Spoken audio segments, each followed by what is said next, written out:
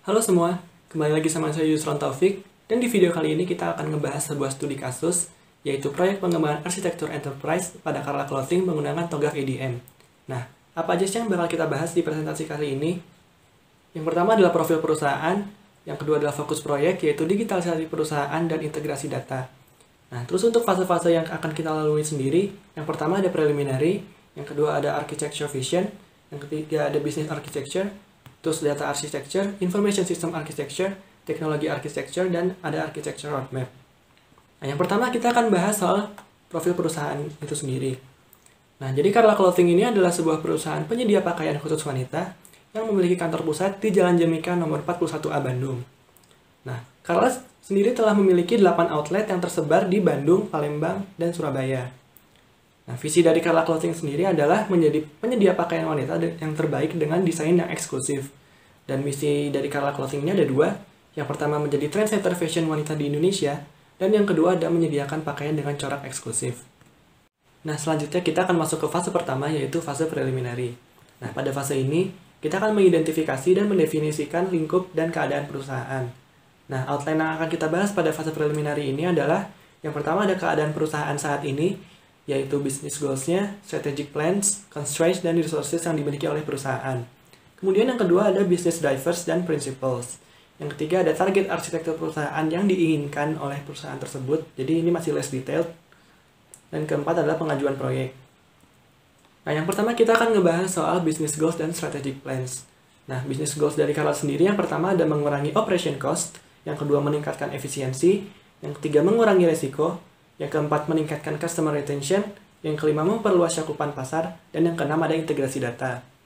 Nah, untuk strategic plans-nya sendiri, yang pertama ada integrasi data untuk mengurangi cost dan meningkatkan efisiensi, yang kedua ada quality control untuk mengurangi resiko kecatatan produk, yang ketiga ada menambah cabang, keempat ada program membership, dan yang kelima ada membuat software khusus untuk pengelolaan data perusahaan.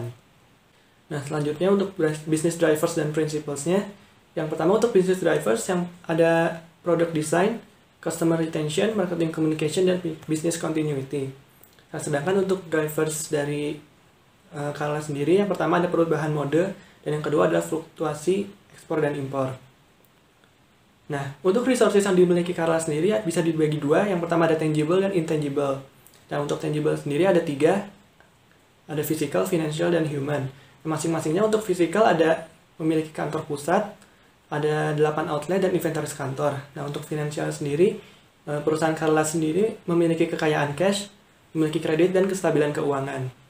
Nah, untuk bagian human, Carla Clothing telah memiliki staff dan sumber daya manusia lainnya, serta skill-skill yang dimiliki oleh staff-staff tersebut. Nah, untuk aspek intangible, Carla memiliki hak cipta, reputasi, dan kualitas produk.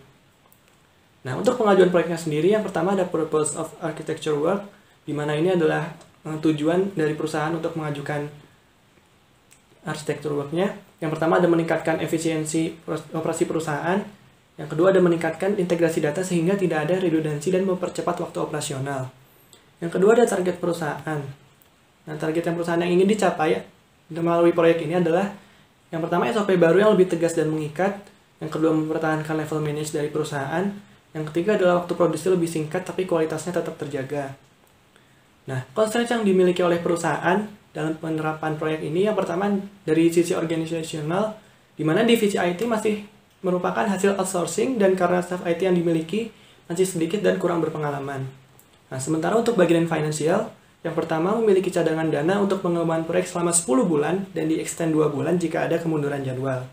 Yang kedua, alokasi dana akan ditambah jika ada kejadian tidak terduga dalam jangka waktu 24 bulan.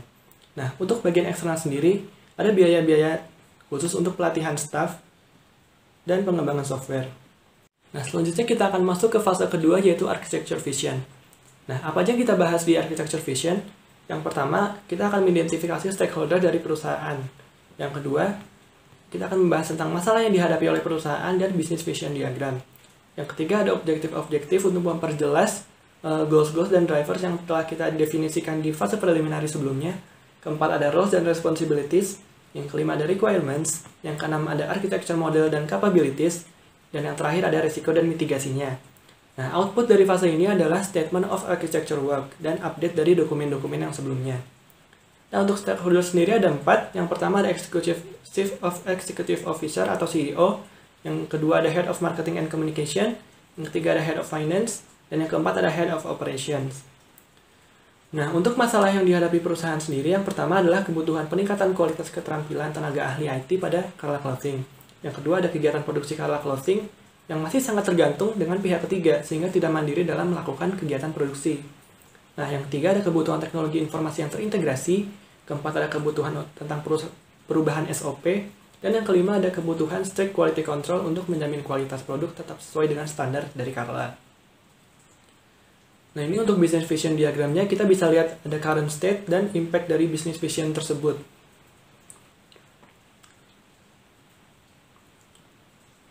Nah, selanjutnya objektif ya ini memperjelas isi business vision diagram di slide sebelumnya dan di fase preliminary. Nah, contohnya pada visi bisnis menghasilkan produk dengan kualitas yang terjamin, objektifnya ada menarik masukan dan saran dari pelanggan, kemudian mengurangi resiko kecacatan produk dengan strict quality control, dan yang ketiga ada menerapkan standar internasional terkait produk fashion. Nah, selanjutnya ada roles and responsibilities. Yang pertama ada dari internal, kemudian ada dari customer dan dari supplier, bisa dilihat dalam diagram ini. Nah, kemudian untuk computer role dari proyek ini, yang pertama ada website, yaitu memperkenalkan produk Carla ke pembeli secara online, dan kedua aplikasi kasir yang telah dimiliki oleh Carla. Nah, kemudian untuk requirements, yang pertama ada aplikasi pengolah basis data untuk role komputer, kemudian media promosi untuk role human, pihak yang mengirimkan barang dalam distribusi untuk role human, online shop untuk role komputer, dan yang terakhir product designer untuk role human. Kemudian ini ada architecture models diagramnya. Kita bisa lihat di sini ada bagian dari customer, supplier, dan internal yang masing-masing memiliki fasilitas tersendiri untuk berkomunikasi. Nah, kemudian kita akan lanjut ke capabilities bagian bisnis. Nah, di sini ada 5 bisnis capabilities perusahaan yang telah diidentifikasi dan akan ditingkatkan. Yang pertama ada quality assurance product, administrasi perusahaan, pengelolaan customer engagement, pengelolaan finansial perusahaan, pengelolaan resources, dan ya, itu yang terakhir. Nah, proses assessment-nya seperti ini. Kita misalnya ambil salah satu capabilities, yaitu pengelolaan quality assurance product. Nah, keterangannya ini, pelaporan seminggu sekali, tidak ada SOP tertulis. Kita harus lihat baseline levelnya berapa dan future level yang kita inginkan berapa. Nah, kemudian kita analisis gap-nya. Ya, gap-nya berarti pelaporan sudah dilakukan tapi masih seminggu sekali sehingga masih ada delay. Dan resolusi yang kita dekati yaitu melakukan rekap data yang dilakukan setiap hari dan dibuat SOP yang lebih jelas. Nah, kemudian untuk capabilities bagian IT, ada 5 capabilities dari perusahaan yang telah diidentifikasi. Yang pertama ensured benefit delivery, kedua ada manage innovation, 3 manage knowledge, keempat manage problem, yang kelima manage system dan internal control. Kemudian selanjutnya ada bagian risiko dan mitigasi. Jadi yang pertama untuk resikonya ada fokus perusahaan terpecah, yaitu untuk perbaikan arsitektur enterprise dan peningkatan penjualan. Kemudian cost yang dibutuhkan juga lebih besar. Dan yang ketiga ada adaptasi pegawai terhadap alur kerja yang baru. Nah, kemudian kita akan masuk ke fase ketiga, yaitu business architecture development. Nah, untuk melakukan fase ketiga ini, yang pertama kita akan melakukan menentukan model referensi, yang kedua ada definisi baseline dan target business architecture, dan yang ketiga gap analysis. Nah, ketiga hal ini akan selalu sama pada 2 tahap ke depan, yaitu untuk data, information system, dan teknologi. Nah, output dari fase ini adalah dokumen mengenai hal-hal yang telah kita bahas di atas. Nah, untuk baseline business function-nya, berikut ini adalah bentuk diagram dari baseline business function yang digolongkan dalam 4 kategori. Nah, dari dalam kategori ini terdapat fungsi-fungsi dan pecahan-pecahan fungsinya. Nah, kemudian untuk baseline business service, berikut ini adalah bentuk diagram dari baseline business service yang digolongkan dalam 3 kategori. 3 kategori ini ada processing, product operations, dan sales dan service management. Nah, untuk target business function-nya, jadi berikut ini digolongkan dalam 4 kategori sama kayak baseline sebelumnya. Cuma ada perubahan di bagian IT support, di mana bagian IT support ini funds movement-nya disatukan dengan bagian IT, dan kita akan bahas lebih lanjut di gap analysis. Nah, kemudian untuk target business services, nah berikut ini sama ya kayak baseline sebelumnya, cuma di bagian sales dan service management ada tambahan. Nah, Nah, untuk di bagian gap analysis, kita akan mencari sebenarnya apa sih yang membedakan target dan baseline. Apa aja service-service yang ditambah dan apa yang dikurangi. Nah, dari analisis kita mendapatkan beberapa hal yang berbeda di antara baseline dan target, terutama untuk bisnis ini. Yang pertama ada fungsi tax and treasury pada function di baseline disatukan dengan finance pada target architecture. Nah, yang kedua untuk kategori funds movement disatukan di bawah bagian IT. Nah, yang ketiga adanya layanan baru di kategori sales dan service management yaitu customer relationship. Nah, fase yang selanjutnya adalah data architecture development. Nah, kalau kita lihat dari diagramnya, baseline dan target dari data architecture ini tidak ada bedanya dari segi relasi dan jumlah entitas ya. Karena di sini peningkatan dari segi arsitekturnya cuma dari peningkatan di tiap fungsinya. Nah, selanjutnya untuk gap analysis hanya ada satu, yaitu mempererat hubungan antara customer dan point of sales. Tidak dapat dilihat langsung pada diagram karena tidak ada perubahan aliran data seperti yang sudah dijelaskan tadi, tapi ada perubahan pada aplikasi yang digunakan. Ini termasuk peningkatan. Nah, selanjutnya ada Information System Architecture Development. Pertama kita akan bahas tentang baseline application. Nah, berikut ini adalah bentuk diagram dari baseline application yang saat ini dimiliki Carla. Nah, jadi hanya ada satu aplikasi, yaitu untuk kasir dengan beberapa fungsi seperti pada diagram. Nah, kemudian untuk targetnya, jadi berikut ini adalah bentuk diagram dari target application yang akan diterapkan Carla. Nah, di sini akan semua fungsi-fungsi bisnis yang ada di Carla akan dikontrol oleh aplikasi yang terbagi dari dua kategori, yaitu data processing dan e-commerce. Nah, sedangkan aplikasi yang kasir tadi akan dimasukkan ke bagian transaksi. Nah, selanjutnya adalah baseline dari security. Nah, berikutnya adalah bentuk diagram dari baseline application yang saat ini dimiliki Carla. Nah, untuk targetnya sama aja, tidak ada perubahan tapi ada peningkatan di tiap fungsi-fungsinya. Nah, untuk gap analysis hanya ada satu, yaitu perubahan pada aplikasi. Nah, di target ini ada berbagai proses bisnis yang menggunakan kontrol akan memiliki aplikasi sebagai media pengguna untuk mengaturnya, dan data yang digunakan adalah data yang terintegrasi. Nah, seperti yang sudah dibilang tadi, aplikasi kasir pada baseline akan masuk pada bagian transaction di target. Nah, fase yang selanjutnya adalah teknologi architecture development. Nah, pertama kita akan bahas baseline teknologinya dulu. Nah, berikut ini adalah bentuk diagram dari baseline teknologi yang saat ini dimiliki Carla.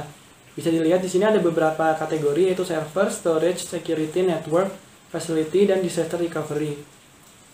Nah, masing-masing di sini terpisah sebagai entitas tersendiri. Nah, kemudian untuk di target teknologi, berikut ini adalah bentuk diagram dari target application yang akan diterapkan oleh Carla.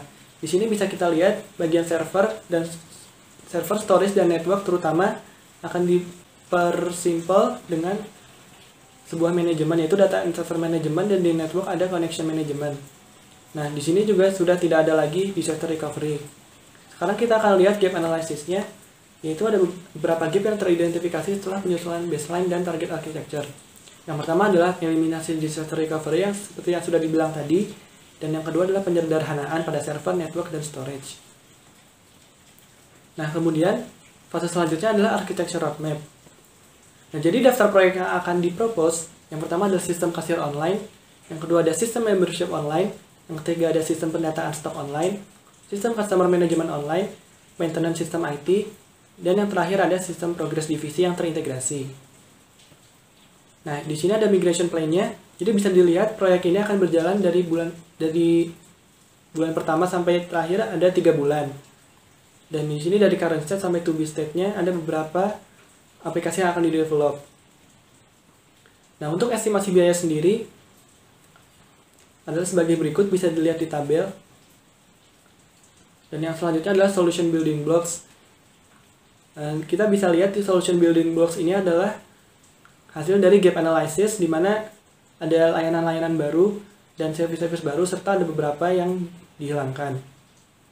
Terima kasih telah menonton video ini. Mohon maaf bila ada kesalahan.